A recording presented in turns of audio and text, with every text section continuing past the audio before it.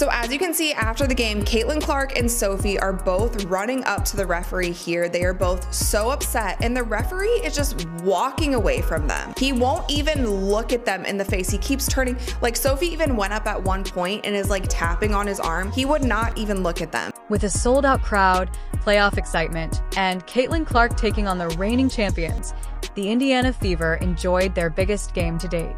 Instead of being a WNBA highlight reel, it became a ref show. Caitlin Clark was compromised. A phantom foul was committed against Lexie Hull. Additionally, the referees appeared to be attempting to give New York the victory. Not only were fans perplexed, they were enraged. Stephanie White, the coach, even declared that she had had enough. Caitlin also didn't hold back. This was more than one awful evening. It's a problem, a pattern. Additionally, it is degrading the league as a whole. And it's gone even farther now. The WNBA has suspended Commissioner Kathy Angelbert in an unexpected decision. Yes. According to internal investigations, the commissioner disregarded growing pressure from players, coaches, and supporters and neglected to address escalating officiating complaints. This is the first time something similar has occurred in league history. To be honest, nobody is shocked anymore. This is when things get even more bizarre. There are rumors that some owners and league administrators have been subtly advocating for her dismissal for weeks, particularly after prominent players like Caitlin Clark and their coaches began publicly expressing their dissatisfaction. Some claim that terrible referees weren't the only factor. Kathy was used as the scapegoat in order to preserve the league's reputation. Stay in as we break down every missed call, every crazy situation, and why the WNBA needs to address this before they lose the fans they just won. Now, let's get started. They've done a great job of rigging this. They've done a great job of rigging this league. The league, they're not even being subtle. They're not even being subtle. Oh my God, this is embarrassing. This is embarrassing. Let's not sugarcoat it. People are accusing this league of being rigged, and they're not holding back either. Something seemed odd as soon as the Indiana Fever onto the court. This was not your average home game. It was like a battle in the playoffs. The Indianapolis audience was having a great time. The stars had disappeared. The energy is unparalleled. However, it seemed as though the referees had come to sabotage, even though the Fever had come to fight. Without raising an alarm, Caitlin Clark was repeatedly hacked. Despite playing immaculate defense, Lexie Hull was called for a foul that never happened. The fact that this referee wouldn't even acknowledge the players was kind of crazy to me. Like when I saw that, I said, this is really strange because the referee should have enough confidence in the calls that they made to at least discuss. You should be able to at least discuss. The Liberty, on the other hand, were living at the free throw line, and this is starting to become the norm rather than the exception. So if you were seeing this live, did you think it was fair? This didn't begin yesterday night. The level of physicality increased as soon as Caitlin Clark joined the league. She was being held, bumped, and even blindsided off the ball by players. And the references are quiet. Do you recall Kennedy Carter's off-ball hit? That was hazardous in addition to being filthy. The referees classified it as a common foul. It's just another play, not a flagrant or even a technical. It's not just Clark either. Whistle after whistle has been directed at the entire Fever team. I can't believe what I'm about to say. The Indiana Fever, with the strongest, loudest, most intimidating home court advantage in all the WNBA, just got robbed at home. I saw it with my own two eyes live on CBS. Do you want the numbers? This is for you. This season, the Fever's free throw differential is now -31. It's not a typo. It's a crisis. Let's return to the Liberty game now. Everything was present in this matchup. Aaliyah Boston receives threading passes from Caitlin Clark. Lexie Hull contributes significant momentum swings, highlight plays, and defensive energy. It contained every component of an instant classic. What did we receive instead, though? Ref drama. 32 free throw attempts were made by the Liberty. The Fever is only 15. In a close game, that is more than double. That is more than simply a statistic. The result is determined by a swing. Furthermore, number wasn't the only factor. It was the caliber of the calls. New York has soft touch fouls. There are no demands for physical examinations against the Fever. 2. distinct sets of rules. Caitlin Clark was being pushed from her position and straight up mauled on the last possession. Not a single whistle and 4 distinct fouls. Can you picture LeBron or Steph experiencing that during a crucial playoff game? Unsatisfactory. Disappointing, that it doesn't go both ways, or it hasn't gone both ways. But we also can't allow that to consume us, right? Like, we've got to be able to play through that. We've got to be able to control the things that we can control. I felt like at times our late game execution was good, and I consider most of the latter half of the fourth quarter, because it was a tight ball. This leads us to Stephanie White, the coach. She didn't hold back after the game. In the news conference following the game, she was outspoken. A free throw disparity of -31. We're also going after the rim.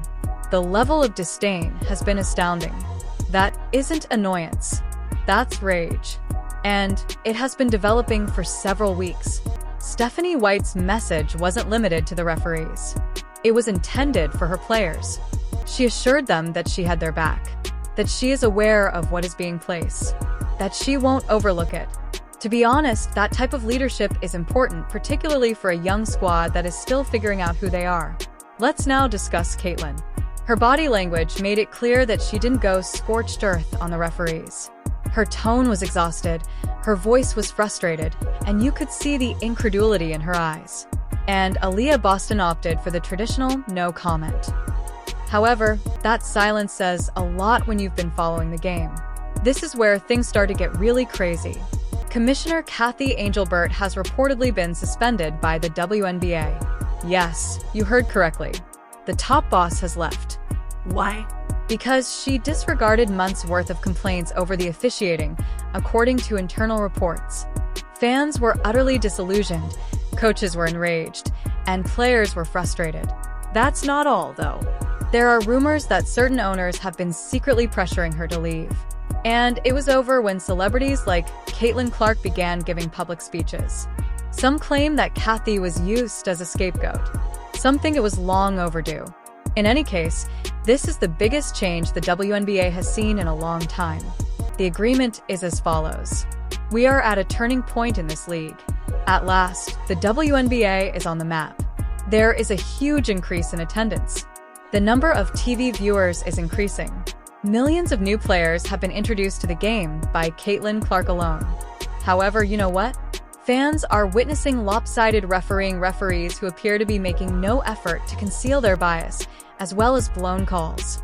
Fans are also intelligent. They are familiar with basketball. They are aware of what constitutes a foul. Additionally, if the product seems rigged, they won't stay.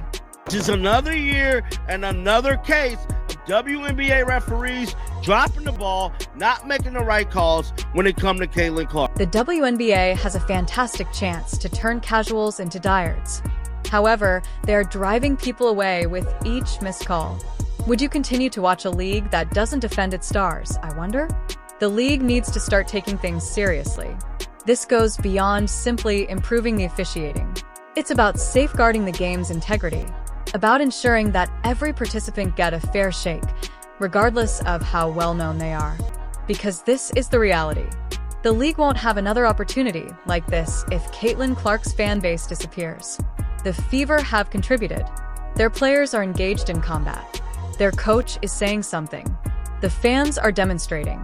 The league now has a chance to react. What actually transpired with Kathy Angelbert, then? The league initially claimed that after watching video from the tumultuous Liberty vs. Fever game, she made the audacious decision to suspend the referees. The official stance focused on accountability and upholding the league's integrity. They made that public statement. However, the truth becomes more messy and more fascinating when you remove the layers. Several league insiders claim that that same evening, senior WNBA executives urged Angelbert to step down in private. The worst part is this. This was more than a couple missed whistles or a lousy night. For months, the pressure had been increasing. Why? Accusations of bias, particularly favoritism toward the New York Liberty, are the main cause. Furthermore, this is not merely conspiracy theory from fans. The league itself is the source of this. Let's go back to the WNBA finals from the previous year. the Liberty defeated the Minnesota Lynx in a closely contested series. However, many continue to discuss what transpired after the game rather than just the game itself. Wearing a dress in the colors of the Liberty squad, Kathy Angel Burt took the court. "Wait, what?" was the reaction of viewers at home. The picture of her grinning as she gave the blue and black trophy went viral. She appeared to be a member of the team, according to some. And that image aged horribly when the Liberty won because to contentious late-game calls. Was it only a matter of style? Perhaps. However, it appeared to be validation for supporters who already thought the league had a soft spot for New York's powerhouse club. Doubt was sown at that point during the trophy ceremony. Every dubious decision that has been made in the Liberty's favor since then has simply served to fuel that suspicion. It was the final straw in the most recent game versus Indiana. The skewed free throw stats, missed calls, and no calls. Everything seemed too obvious and too familiar. Additionally, it was evident that the league was trying to salvage face when they suspended the referees before supporters erupted on social media. WNBA team owners and executives have reportedly already expressed concerns in private. The stakes were just too high, especially with Caitlin Clark in the mix and millions of new fans joining the league. They had to convey a message. Angel Burt became that message as a result. The warning story, the scapegoat. The decision to suspend referees ultimately resulted in the commissioner's expulsion, all due to the league's eventual realization that it is no longer solely about basketball. It's about justice, trust, and optics. And the WNBA couldn't afford to have another scandal under her leadership in 2025, when the whole sports world was watching. Let's be honest. If Caitlin Clark hadn't joined the league, would this shuffle have occurred? Most likely not. Caitlin isn't only altering the course of events. She is altering the league's operations. Millions of new admirers, TV partnerships, sold-out arenas, and extremely high expectations have all resulted from her appearance. This implies that every missed call is a hot topic. And it wasn't simply a horrible night at the Liberty Fever game. It was an embarrassing moment for the entire country. What then did the league do? They suppressed the critics, suspended the referees, hit the panic button, and quietly, possibly even grudgingly, told their commissioner to go. Because Caitlin Clark supporters will leave the league if they believe it is unsafe or unfair. They also bring with them the greatest momentum boost the WNBA has ever experienced. Now, the question is, did the WNBA make the correct decision? Or did they just expose its true flaws? What do you think, then? Are the referees truly as awful? Or is there a bigger issue? Leave a comment with your ideas. Please let me know if you believe that the WNBA needs a total reform of its officiating system, or if these are just early season issues. And because you are precisely that, please leave a remark if you have read this far. I appreciate you watching, and I assure you that the narrative is far from over. I'll see you at the next one.